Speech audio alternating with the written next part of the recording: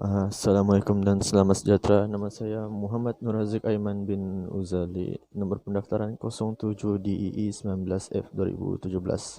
Okey, kali ini saya akan membincangkan tentang kebudayaan. Okey, kebudayaan ni berasal kita ambil budaya lah, budaya dari kebudayaan. Budaya ni berasal daripada perkataan Sanskrit iaitu budaya, yang dijamakkan daripada perkataan buddhi yang yang bermakna akal dan budi. Okey. Uh, Pengertian umum kebudayaan adalah sebuah cara hidup masyarakat atau cara pemikiran dan tingkah laku manusia yang diwarisi daripada generasi yang dahulu diturunkan kepada generasi sekarang melalui proses pembelajaran. Kalau ikut dari takrif kamus, budaya bermaksud adalah tamadun, cara hidup masyarakat dan kemajuan. Okey. Kesan kesan kebudayaan ni atas pembangunan negara bangsa adalah uh, wujud pelbagaian uh, wujud pelbagaian kaum yang unik. Sebenarnya dalam sebuah negara tu kita mempunyai pelbagai jenis kaum dan juga mempunyai pelbagai jenis budaya yang berbeza antara satu sama lain. Okey. Yang kedua adalah keterbukaan atau toleransi antara kaum. Okey, seperti macam kita mempunyai budaya yang lain tapi kita haruslah uh, bertoleransi dengan budaya lain dan tidak memaksa mereka untuk macam apalah kan, tidak mengamalkan budaya, bukan tidak mengamalkan, maksudnya macam kita fahamlah yang walaupun budaya kita tidak buat benda-benda tertentu tetapi budaya mereka mengamalkan benda-benda tersebut, jadi kita perlu bertoleransi dan menghormati mereka.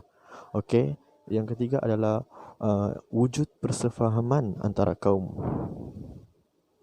Okey, yang persefahaman antara kaum ni maksudnya macam selagi kita tidak memahami budaya dia, kita tidak akan ada persefahaman antara kita dan mereka. Jadi untuk lebih apa kan, untuk lebih baiklah kita perlu memahami budaya mereka supaya kita dapat kita tahulah apa yang mereka lakukan tu daripada mereka. Okey. Yang keempat adalah wujud beberapa aspek persefahaman budaya. Maksudnya macam walaupun terdapat berbagai jenis budaya, tetapi antara budaya-budaya tersebut mungkin ada dua atau tiga yang mempunyai budaya yang mempunyai satu benda yang sama. Maksudnya dalam budaya ni ada benda ni, dalam budaya yang itu ada juga benda tu, sebab dia adalah sebab benda ni telah diajar oleh generasi dahulu kepada mereka. Jadi walaupun apa, mungkin dari cabang terbagi kepada dua budaya mereka ni.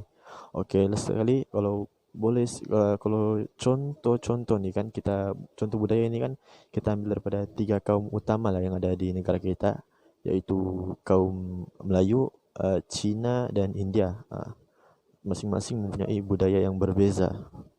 Dari situ kita boleh tengoklah sikap toleransi antara satu sama lain lah kan, kita antara kaum-kaum tersebut. Jadi kita tahu kita mesti memahami budaya-budaya mereka walaupun untuk supaya tidak mungkin supaya kita boleh supaya kita ada persefahaman antara mereka.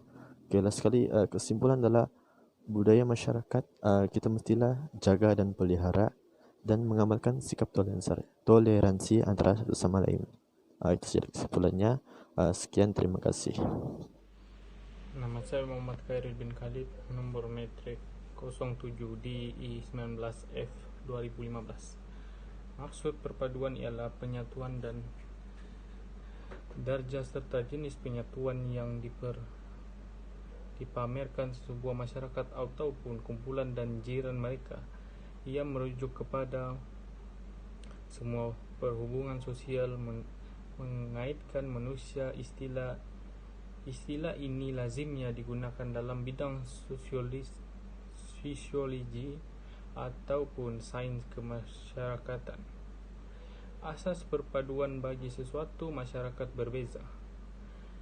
Dalam masyarakat ringkas atau biasa, ia mungkin berdasarkan hubungan kekeluargaan dan nilai saling menghormati dan menyayangi.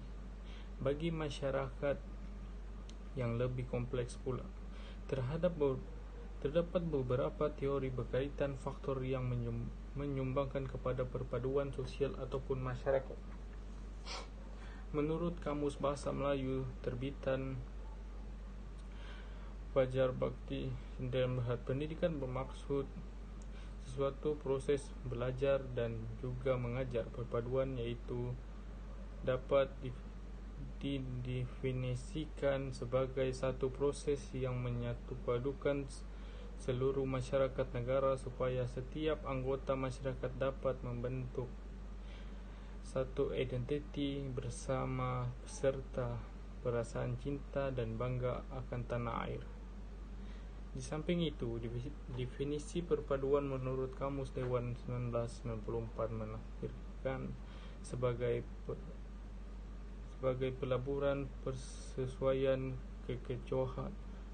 kecocokan dan perihal berpadu, yaitu bergabung menjadi satu, sepakat dan sebagainya. Perpaduan atau ini juga dapat didefinisikan sebagai satu proses yang menyatupadukan seluruh masyarakat dan negara supaya setiap anggota masyarakat dapat membentuk satu identiti dan nilai bersama serta perasaan cinta banggakan tanah air.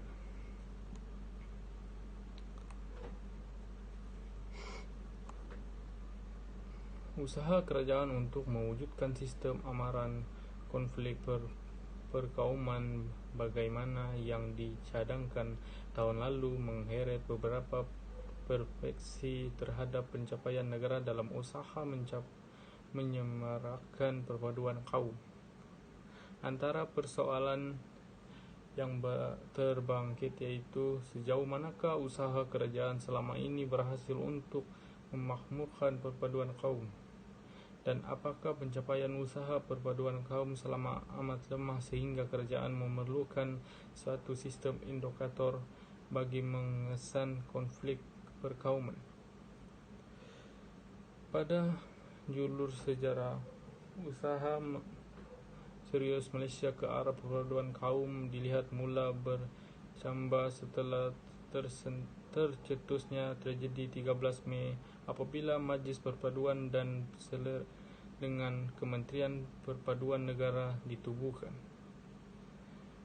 Namun saya lihat bahawa bibit-bibit usaha ke arah yang sama juga telah dibenihkan dalam Perlembagaan Kemerdekaan 1957 lagi.